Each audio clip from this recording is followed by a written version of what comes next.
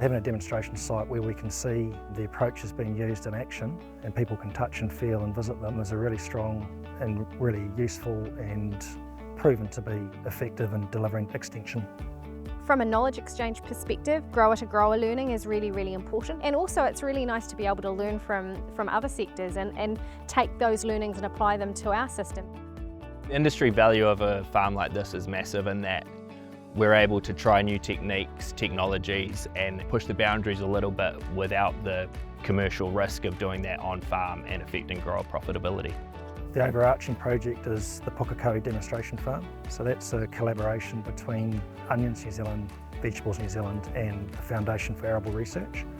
And they're demonstrating the crops specific to their product group in a rotation. So the agroecological approach is the rotation of those crops across the site. The biodiversity aspect of this project is there's three parts to it. So we've planted perennial natives on two sides of one of the 4 1 hectare blocks. So that makes up the permanent biodiversity. And then there's, in between each 1 hectare block, there's a floral strip. So that's another aspect of biodiversity that's being used. And then there's cover cropping used between crops. So when the cash crop's not in the ground, a cover crop will replace it. And then another aspect is we've also introduced biodiversity pods. So planting up mobile pods that can be moved around the site.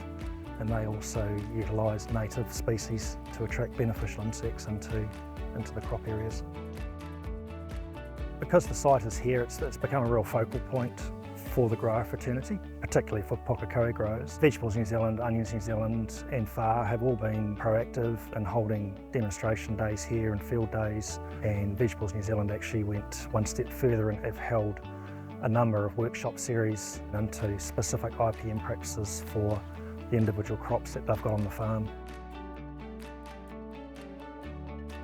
The workshops are here to help familiarise growers with the concepts, to see it put into practice and to have the confidence to then go implement it in their own crops. We run the workshop in 2 sessions. There's a field session where we come into the crop, we collect information, we then go back to the classroom and we evaluate that information. And we use that information to make informed decisions about how we're going to manage that crop going forward. And we apply it to a real crop in the real world. The discussion about what we should or shouldn't do in the crop is exactly what these workshops are here for. It's all about lifting that base knowledge of our growers and the advisors who our growers depend on. We've had direct feedback from growers who have attended these workshops that they have changed their practices. And we are seeing a more targeted insecticide use based on those who have attended this workshop. We're looking at different integrated pest management approaches to managing aphids, which are one of our main insect pests. The way we're demonstrating this is we've actually got 2 halves to this paddock. So one half is drilled with a conventional insecticide seed treatment and the other half is with bare seed. And then we're looking at layering up different integrated pest management approaches on top of that to see if we can find management systems that are a really good fit for that late spring sown barley in the northern North Island. With the support of ALT, FAR has developed Aphid Chat. So it's our kind of one-stop shop for aphid decision making through the season. Through that process, there are monitor farm locations that you can dial into with growth stages, and you can look at what your risks are and information on beneficial species and the type of interventions that you might need.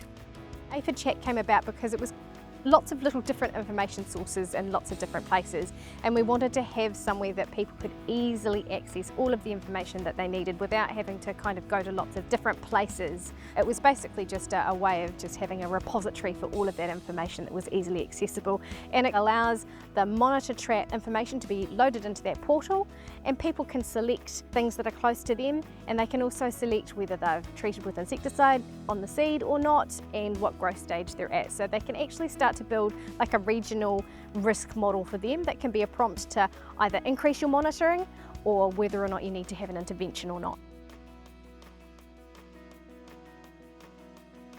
Based on some earlier work by Onions New Zealand, we've tried to demonstrate on a commercial scale that an onion crop can be grown without the use of mancozeb, as mancozeb is now banned in the European Union. It is important that we can provide a method to growing an onion crop with softer, newer chemistry, and that provides a market access opportunity for Onions New Zealand. With onions being a 80% or so export crop, market access is everything for the industry.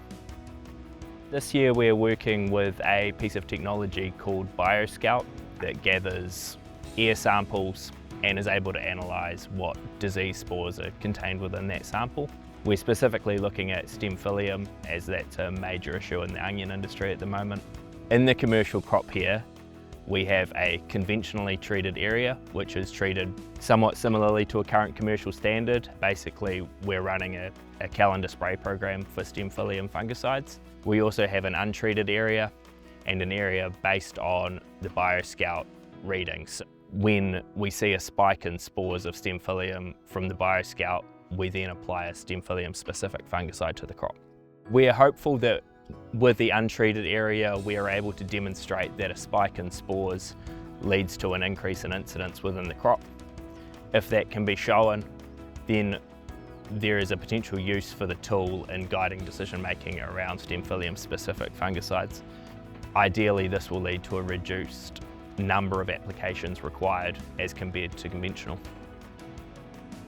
A Lighter Touch is all about knowledge exchange and sharing and understanding the commonalities between our systems. The more we learn about one crop, we can always apply it to others. What a Lighter Touch gives us is it gives us a common goal. For us, it's about lifting the knowledge of the whole industry. And it's not about just doing it across a crop, it's across multiple crops, working together with FAR. That's how our growers are going to get new information, better information sooner. The collaboration with other crops is hugely valuable in that we can sort of share ideas and resources, and we're able to basically provide extension services for a number of crops under the same roof.